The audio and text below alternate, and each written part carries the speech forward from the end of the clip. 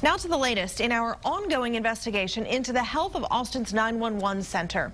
It's budget season, and Austin police now say adding new emergency call center staff is a top priority. That decision is the core of an internal report KXAN revealed last week that predicts a staffing crisis within 2 years. But investigator Robert Maxwell was at today's Public Safety Commission where the shocker came down. Those positions may not be coming this year as expected. Commissioner's jaws dropped when Assistant Chief Manley confirmed the proposed 2015 police budget makes no mention of a single new 911 call taker or dispatcher. So if I understand, what you're saying is we don't have these positions, they're not in our proposed budget, but we need them. Is that what you're saying? Correct. Instead, 36 critical new jobs are listed as unmet needs, $2.9 million worth. The reason appears to be timing. The call for new 911 staff comes months after the city manager's deadline for APD's and other departments' so-called critical needs lists.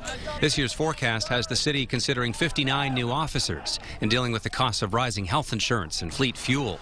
And in a first, Assistant Chief Manley says overworked dispatchers are at the root of longer police response times. I think a lot of those issues will be addressed in the comprehensive 911 call center analysis that's in its draft form right now. Call center sources say some dispatchers regularly juggle dozens of police units at once.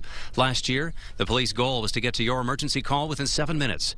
The reality? 7 minutes, 30 seconds. And that's why a recent internal report from Police Communications has become the workbook on how to fix an emergency call center, where the last truly new positions were added 12 years ago, where the number of short-term sick leaves is rising, where refusing mandatory overtime can lead to discipline. I think it's outrageous. I think it's unfair to the community. I just think it's just plain nuts. In Austin, Robert Maxwell, KXAN investigates. One solution the commissioners heard is to pare back the request for the 59 new officers and redirect some of that money to 911. All budget requests must get approval from the city manager and ultimately city council members later this summer. The new budget year begins in October. Well, putting this in further context, 911 managers have been asking for call takers and dispatchers funding for several years now.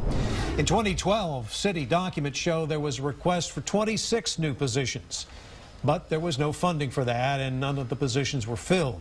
Last year, there was a request for 10 call takers and 6 supervisors. Again, no funding and no positions were filled.